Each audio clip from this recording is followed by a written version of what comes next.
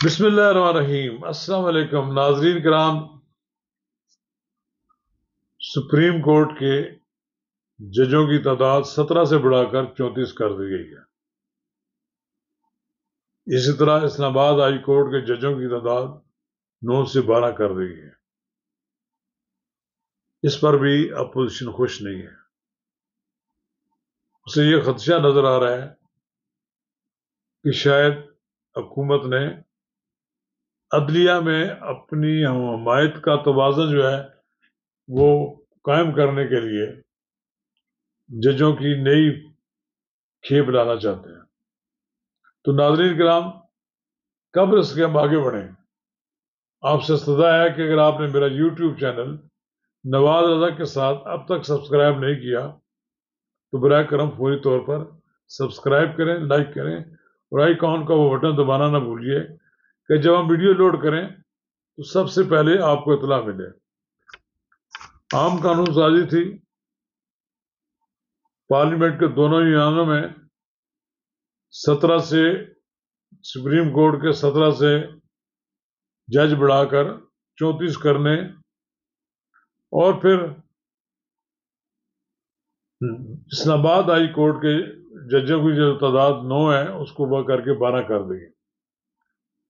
یہ بظاہر تو نظر یہی آتا ہے کہ یہ تعداد پوری کی جا رہی ہے، کیسز زیادہ ہیں اور یہ بڑا حکومت کے پاس جواز بھی ہے، لیکن اس کے اثرات بھی مرتب ہوں گے۔ یہ جو عدلیہ میں جو سیاست آ گئی ہے نا، کچھ ججوں کے اندر سیاسی ایجنڈا ہے، ان کو کاؤنٹر کر کے بھی کیا جا سکتا ہے کہ جب نئے جج آ جائیں گے تو ان کی اکثریت نہیں رہے گی۔ ناظرین کرام، قبل اس کے ہم آگے بڑھیں، اگر آپ نے میرا یوٹیوب چینل نواز رضا کے ساتھ اب تک سبسکرائب نہیں کیا تو براہ کرم فوری طور پر سبسکرائب کریں، لائک کریں اور اب آپ کے ساتھ شیئر کریں اور آئیکن کا وہ بٹن دبانا نہ بھولیے کہ جب ہم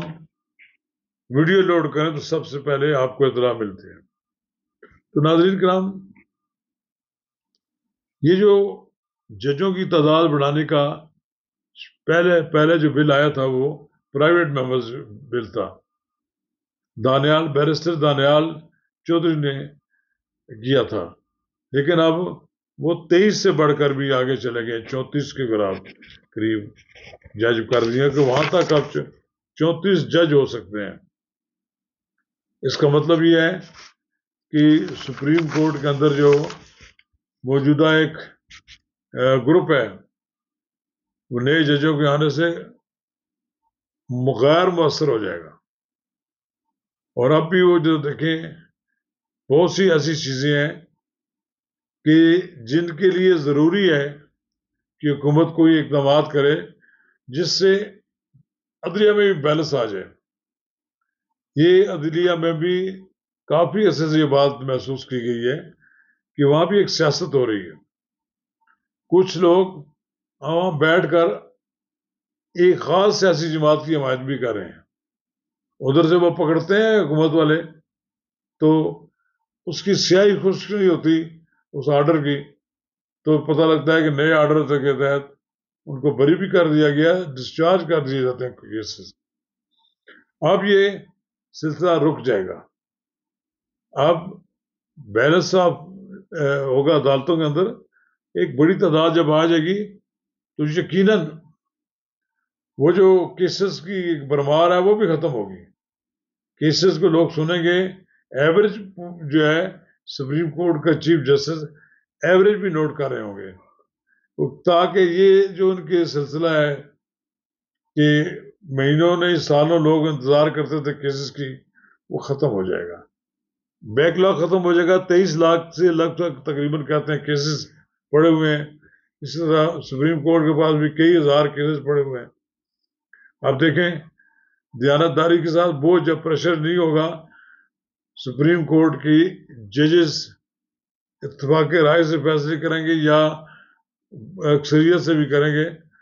اکثریتی فیصلے بھی ہوں گے، لیکن اتنی شور شرابہ نہیں ہوگا جتنا کہ سمجھا جاتا ہے کہ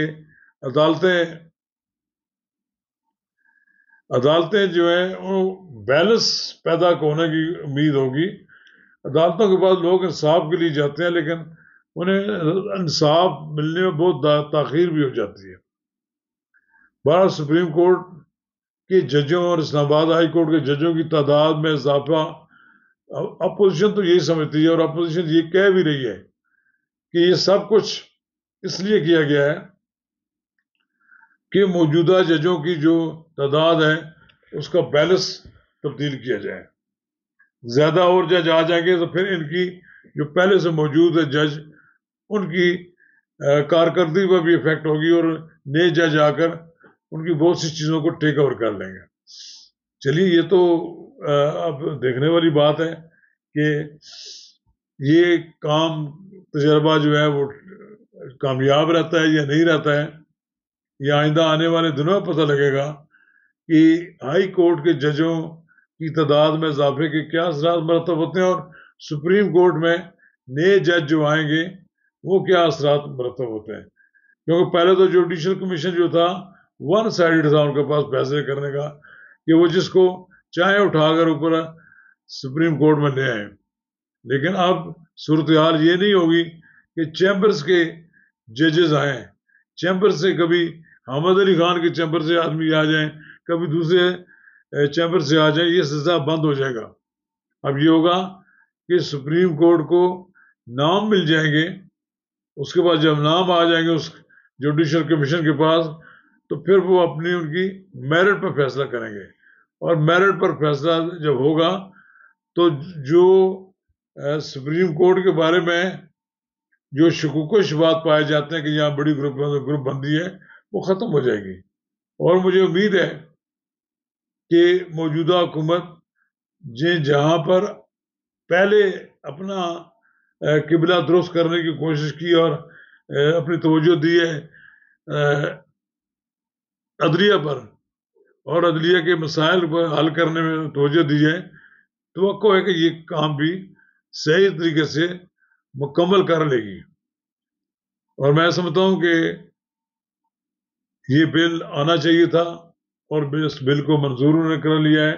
ابتدائی طور پر تو دانیال چودھری صاحب اس بل کی پیش کرنے میں مبارکباد کے مستحق ہیں. شکریہ.